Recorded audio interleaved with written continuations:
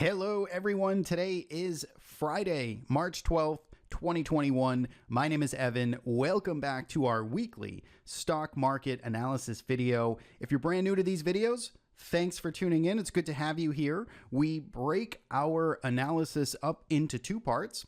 In part one, we look at everything that went on this week in markets. So market internals, performance, correlations, credit markets, volatility, and sort of pick apart everything that stands out and looks interesting.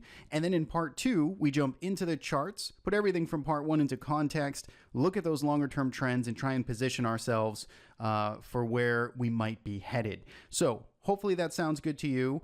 And without further, let's jump into some of the headlines from this week. So really the big story here, if I had to simplify it at a very high level, and this isn't new, we've basically been talking about this now for the past really 2 weeks as the interest rate story has ramped up. But at a high level, what we have right now driving the market narrative is, on the bullish side, the left side, is reopening of the economy.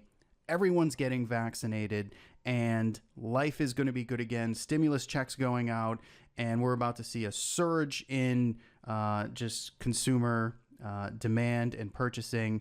And then on the other side of the scale, we have this issue, this thorn in the market right now, which is rising interest rates, and interest rates that are rising very sharply. And we're seeing essentially the market try and price in both of these events at once. So we've got the good and sort of the bad, and we're getting this divide in markets. We're getting this rotation between value and growth, and we're seeing sort of the disparity, widen a little bit in terms of stocks. So that's basically continuing this week. We saw the market rebound universally pretty much across the board. So even tech managed to rally, and all the beaten up things and all the good things have been rallying this week. And we also see interest rates starting to creep back up again. And there's lots to talk about in this. So I've got some data and some charts we're going to look at more so in part two. So stick around for sort of more on this story. But at a high level, that's what we're looking at in terms of markets. If we look at performance this week, notice it is basically universally bullish. As I had just mentioned, everything worked higher here. The Dow Jones and the Russell 2000 really standing out here. Russell was up 7%, 7.25%. Dow Jones was up 4%. I think it closed 6 days up in a row, and that one really launched to new highs. And meanwhile, the S&P and Nasdaq still had a healthy 2% rally. Notice on the 1 month numbers, though, you still see the Nasdaq, which is down 6%. It's the only of the U.S. averages that are down on a 1 month basis. So if we look at market internals, this is a very impressive number here. On our first row, we're looking at the number of stocks, the number of NYSE stocks hitting 52-week highs minus lows. And if we look across here on the week, we had just about 2,000 stocks. That's a very large number, one of the biggest I've seen in quite some time. What that shows basically is just a broad swath of stocks all working higher and pushing this market up. It is very hard to fight a market that has these types of market internal readings. Now, of course, as we've been saying here, it might not be the sector that you most care about, right? So in other words, tech has been the laggard. Tech hasn't been the super, beneficiary in this market moving higher. It's been the things that we haven't looked really at in years in terms of energy stocks and financial stocks. And these have been the dogs of the market basically over the past, 3 years in this bull cycle. You could argue almost the whole way, but these are the stocks that are really working higher, and we're seeing it here in the market internal numbers. AD line 5,000 net on the week, and percentage of stocks over 20 SMA starting to heat up a bit, 77% in the S&P 500. Here is what those 52-week highs minus lows look like in a cumulative sort of rolling basis, and you can see just how sort of parabolic or just strong this week ended up being. We started to slow down and taper just a little bit over the past week and a half. And then this week, starting on Monday, we really just launched to the upside. So that is under the hood bullish for this market. If we look at sector performance, everything was up this week. So again, talking about breadth, talking about that participation, every single sector closed in the green. Notice what was at the top of the list, though. Again, we had more rotation going on here because we had consumer discretionary, real estate, and utilities.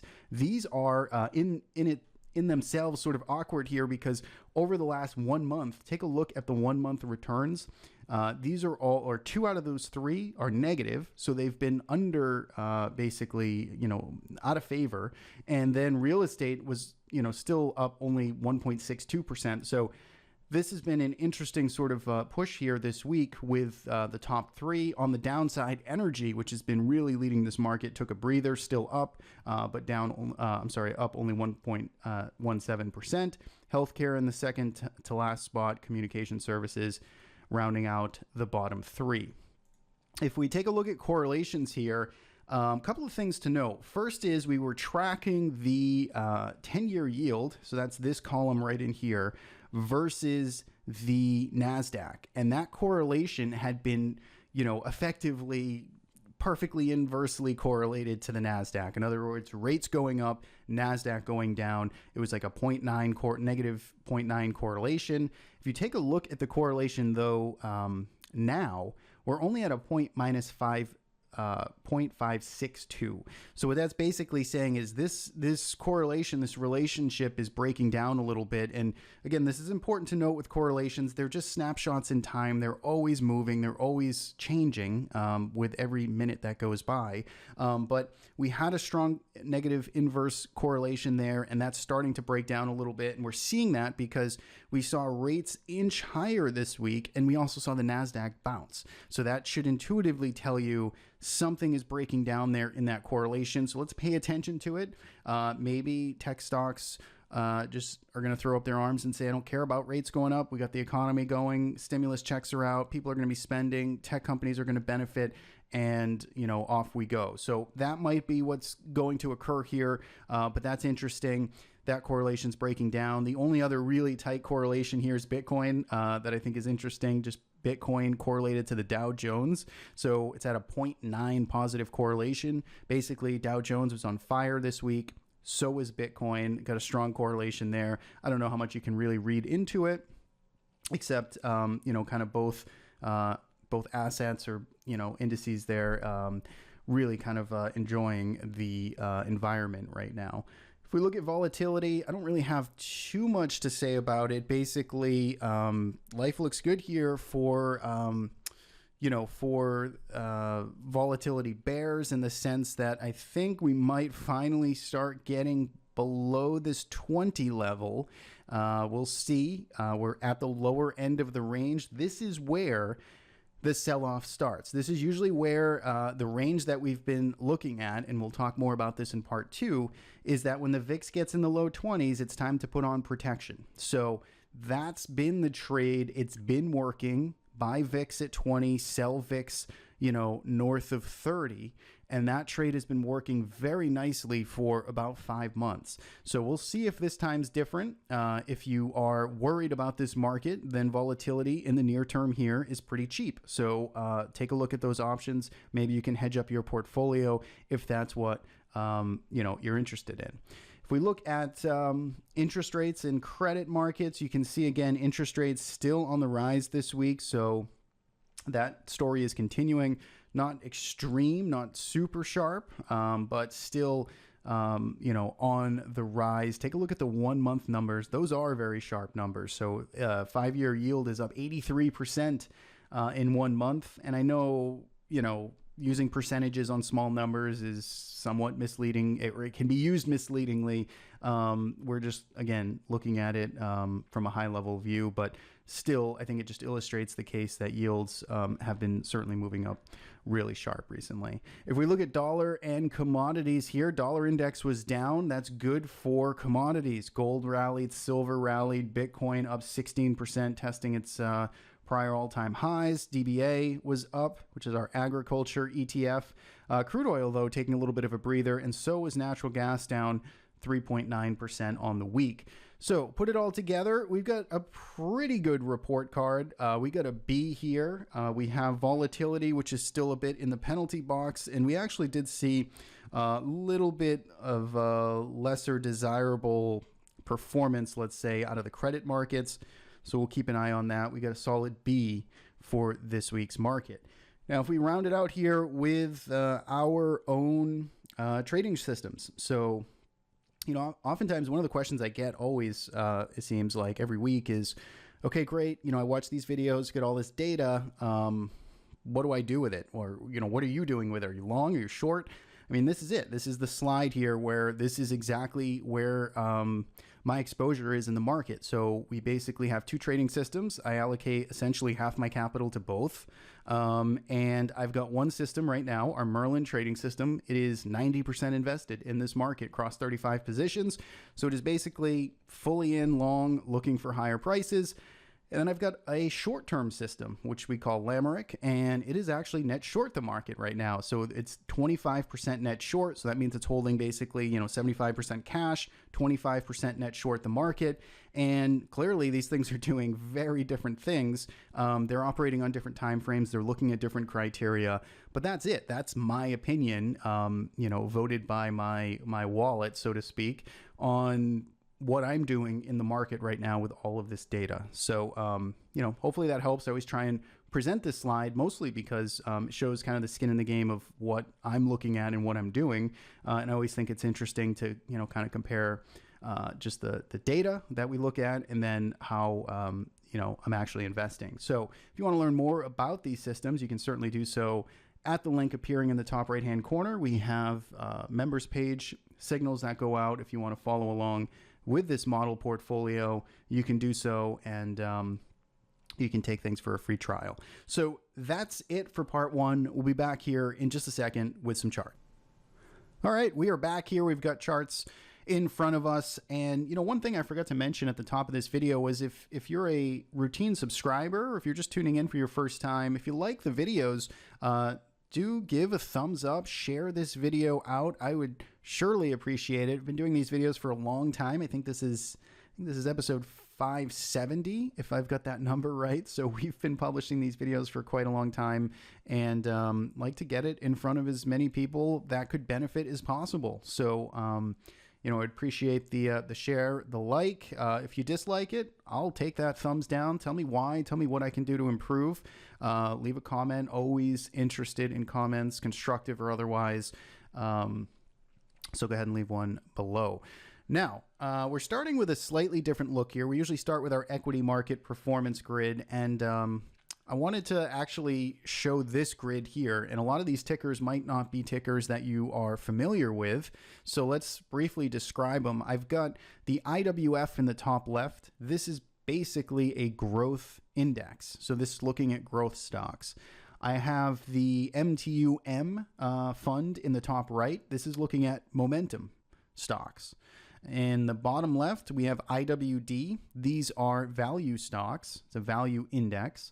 And in the bottom right, we have dividend yield, which is basically, value, basically, again. And so these are often referred to as market factors, right? Factors in the market, growth factor, momentum factor, value, dividends. And this is, again, sort of building on this narrative that we opened up the video with, where we have essentially the growth versus value dispersion, which basically coincides with, the reopening stocks versus the high interest, the interest rates going up, putting pressure on those growth stocks. And so if we look at these charts, just look at the top two. So this is growth and momentum. Notice how messy these charts look. We've been pulling back since early mid-February. We've got bearish to yellow sell signals on our sell and neutral signals on our trend filter. Same thing for momentum. And then if you look at the bottom here, you've got this very strong uptrend. You've got price trading at all-time highs, and you have just clean uptrends here for value stocks. dividend stocks. So this is just, again, another way to illustrate and visualize the flow of capital and where markets are moving. We're not sure if this, rubber band is going to start snapping back in the other direction, but at least it tells us and shows us what has been working and illustrating sort of that narrative that we can sort of keep an eye on. So I thought that was interesting before I forgot about it or threw it in at the end of the video. I wanted to open up with this because I think it's pretty interesting. You can track these stocks yourself, or these indexes, I should say, and keep an eye on that relationship. So let's kick things over here back to our equity market grid. This is what we're used to starting off with, and you can see S&P in the top left, Nasdaq top right, Russell bottom left, ACWX, which is international stocks minus United States, in the bottom right. So if we look here at our trend filter that is applied to all of these markets, we're at a weekly time frame. Everything still in a bullish, healthy uptrend. We did note last week for the Nasdaq 100, we finally got a neutral signal printed here last week, and we got another one this week. So even though we did rally this week, we're still not out of the woods yet. We still have a neutral, indecisive signal there on the weekly chart, so it's something we want to pay attention to. It usually tells us to drill down into smaller time frames, so let's do that. Let's click on the daily chart here and take a look at all of these markets on the daily chart. You can see the S&P 500, if we start in the top left, had a little bit of turbulence last week, right? And we talked about that in our Friday video. We got a sell signal that was produced last Thursday. We went neutral on Monday, and we turned bullish yet again on Thursday. So we are back to a buy signal, a little bit of whipsaw here, but life has sort of restored itself for the bull case for the S&P 500 as this trades at all-time highs. The Nasdaq's not out of the woods yet. So again, the daily chart of the NDX here, you can see we produced a sell signal on this market back on Tuesday, February 23rd, and we've had basically a sell signal since Wednesday of this week. Wednesday, we went back to neutral, and you can see we're still neutral, and we're sort of pulling back right at that smart trend filter. So it's at a good decision point here for the NDX. We're going to talk more about that in just a moment. Russell 2000 bottom left, that's back on a buy signal. ACWX, you can see, also not quite out of the woods yet, but doing a little bit better on a relative basis than the Nasdaq. So let's take a look at those charts a little bit closer with some candlestick analysis and price action. We talked about this chart quite a bit last week's video, talking about this 3,700 level on the downside as being the important area of support that you'd want to see the S&P 500 hold, and we got that. We had that happen. The lows basically held from last week, Thursday and Friday. We had a little bit of this kind of double bottom retest type of price action, if you will, and we essentially catapult higher throughout this week. And in fact, we closed at new all-time closing highs for the S&P 500. So we've got the turbulence, we got the shakeout, we got some volatility. Markets held where they needed to. S&P 500 back to highs.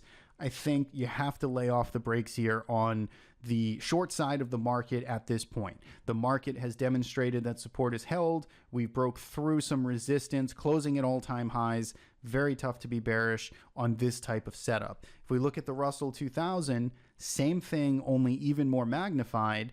The Russell 2000, if you recall from last week's video as well, was already in a more bullish position given the fact that it held upper level support on a closing weekly basis, right? So we did have Thursday, which definitely violated this 216 level. It closed below it. We had a very wide range, but very loud sort of session here on Friday where we undercut Thursday's lows, but then we reversed sharply. We closed over 216, which was this pivot high here from January. We said that was constructive, and we essentially just saw extreme follow through this week, day after day after day after day.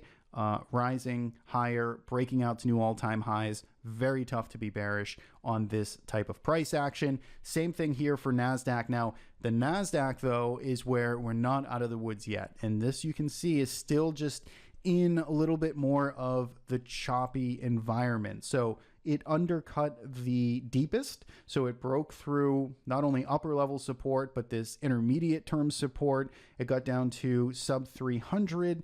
It did see a nice bounce this week. It is holding over 310. And so I do think that it is at least constructive that we're holding up here off of these lows, but we got to stay off those lows.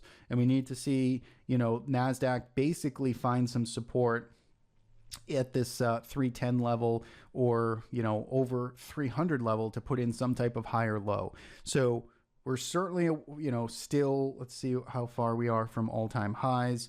We are still 7% away from all-time highs. That can clearly happen fast, but we are closer to the lows of last week, which is about 5.75% away from the lows. So we got a little over 7% to highs, 5.5%, 5.7% to the downside. That's kind of where we are. We're in the middle of it, probably where lots of chop and indecisive price action can happen.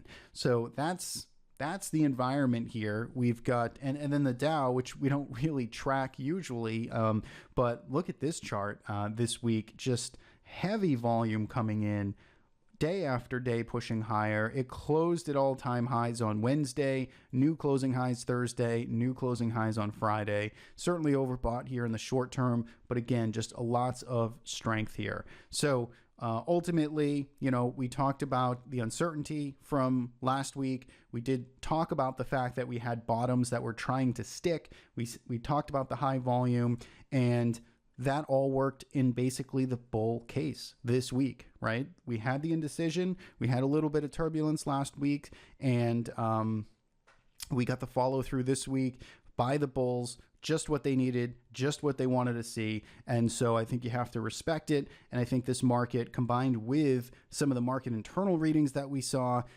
is very constructive here on the short to intermediate term. I think the NDX, though, in terms of tech stocks, again, might not be the easiest or best place, might not be the cleanest place. So that's really the more granular analysis. If we look here at the VIX, we talked about this at the opening of the video. So again, we've been mentioning this trade here, which was basically, buy volatility and sell stocks down around 20 VIX, and reverse that position up around 30 VIX. So you would then sell your vol and you would buy stocks. That trade has been working very nicely here. Short-term, kind of trading opportunity for the past 6 months as we've been in this range. It feels like, right, my gut intuition, it feels like that trade may finally might be ready to break down. Feels like the VIX might start to actually trade in the upper teens. That's just my gut intuition, could be totally dead wrong. I do still also think, right, on the other side of kind of the scale, that if you are worried about this market, and you want some hedging to your book, a VIX at 20 is a much better place to hedge than VIX at 30, right? So if you have no protection, if you just enjoyed a nice 2-week bounce or a week bounce, and you want to protect yourself, then again, the lower end of the VIX range to put on some hedges makes sense. So it all depends. Everyone's got different risk tolerance, strategies, timeframes. I have certainly no interest of trying to guess everybody's or make some grand call here. I think everybody has to figure that out for themselves. But I think my gut says maybe high teens or mid-teens VIX is on the way. And the data suggests, buy at 20 VIX, sell at 30 until proven otherwise. So there you have it. That's sort of the landscape here in terms of volatility and markets as a whole. So let's get to some of our other markets, which we usually look at. TLT certainly is in a rough spot here. So this is obviously directly tied inversely to our interest rate discussions. You can see just how extended this is now on a weekly time frame. The daily chart also just very much in bearish positioning here. And actually, let's just run right to it right now. So if we look at TLT, I've been saying in the last 2 weeks that this felt very capitulative. This felt like pretty much the low, and right now I am wrong on that because we broke down on Friday. So we, undercut this here, and so it's a tough spot. And I really would have liked to see this just hold. I would have loved to see this turn into a higher low that we started to move up, and would help just take the pressure off the market. But we're not seeing that. We're seeing, again, more of a lower price now in TLT. And one way, so IEF is the 10-year, which is what a lot of traders are looking at to judge this market. And you can look at interest rates outright, or you could look at treasury yields outright, which would basically be like the TNX. I think like let's look at a monthly chart of TNX.